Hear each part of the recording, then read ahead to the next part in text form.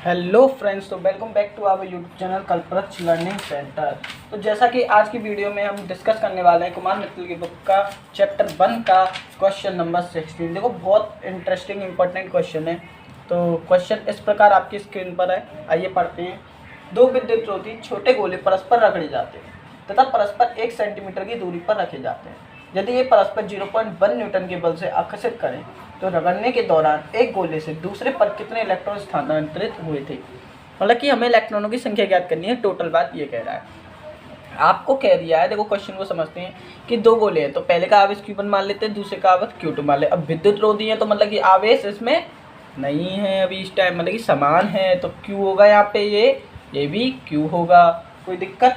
ठीक है। अब देखो कितनी दूरी पर है दोनों, 1 सेंटीमीटर की दूरी पर है। कितनी दूरी पर है? 1 सेंटीमीटर की दूरी पर है।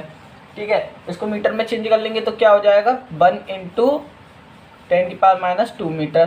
क्योंकि हमें पता है न्यूटन किस में आता है, किलोग्राम मीटर पर सेकंड स्क्वायर, याद रखना। तो उसी कारण से हम मीटर में चेंज कर रहे हैं। और बल हमें फोर्स दे रखा है 0.1 न्यूटन। ठीक है, तो रगड़ने के दौरान एक गोले से दूसरे पर कितने इलेक्ट्रॉन स्थानांतरित हुए। अब देखो आपकी स्थिति क्या बन रही है, अगर इन दोनों गोले को आकर्षित किया गया है तो Q डैश बना होगा, टच कराया गया है। Q डैश क्या होता है, Q1 + Q2 अपॉन हाफ। तो दोनों जगह Q डैश हो जाएगा कि नहीं हो जाएगा? हो जाएगा।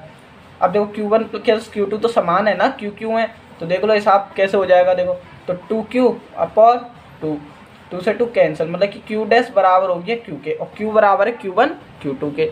सिंपल। तो देखो सिंपल सा कूलाम का नियम लगाएंगे, 1/4πε0 Q डैश का स्क्वायर अपॉन r²।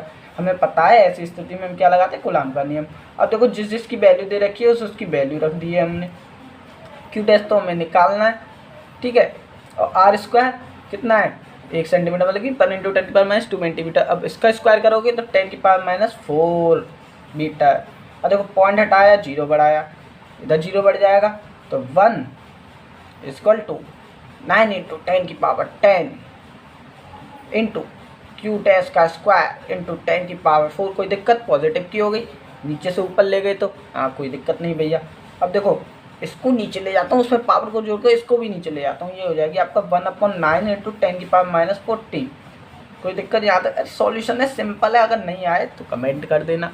अब ऐसे क्वेश्चन की चीज पूछोगे तो सोच लो आप, ऐसे थोड़ी जी निकालोगे।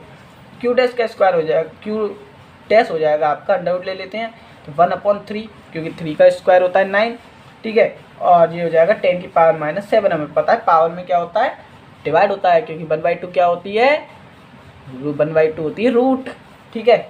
अब 1 की Q डैश तो निकला 1/3 × 10⁻⁷। अब हमें क्या करना था, हमें निकालना था n, मतलब कि इलेक्ट्रॉनों की संख्या। तो n बराबर होती है Q/E। और देखो Q बराबर निकला 1/3 × 10⁻⁷। अब E की जगह मैं ले लूँ 5/3 × 10⁻⁻19, तो कोई दिक्कत, क्योंकि देखो डिवाइड करके तो 1.6 ही आने वाला है। हाँ, तो मैं 5/3 ले लेता हूँ, तो 3 ऊपर चला जाएगा, 5 नीचे चले जाएगा, इंटू 10⁻19 का हो जाएगा +19। किसका हो जाएगा? +19, क्योंकि पलटे जाएगी संख्या। 3 से 3 कैंसिल। और देखो 19 में से 7 गए तो कितने बचे, जल्दी बताओ, जल्दी, देर मत करो। तो 19 में से 7 गई तो आपके बचे 10⁻12। तो ये आ गया 1/5 × 10⁻12। यहाँ तक कोई दिक्कत नहीं भाई, कोई दिक्कत नहीं। अब एक काम करते हैं, यहाँ से एक पावर इस पे ले लेते हैं, तो ये हो जाएगा आपका 10/5 × 10⁻11, 2 × 10⁻11। आपका आंसर आ रहा है 2.1 × 10⁻11। बस ये अगर मैं 1.6 रखता तो वो भी आ जाता, पर मैंने 5/3 रखा है इसलिए उसके पास आ रहा है, तो कोई दिक्कत नहीं। आपका ये आंसर भी सही है। तो मिलते हैं नेक्स्ट क्वेश्चन पे, ठीक है। आई होप आपको क्वेश्चन अच्छे से समझ में आ गया होगा।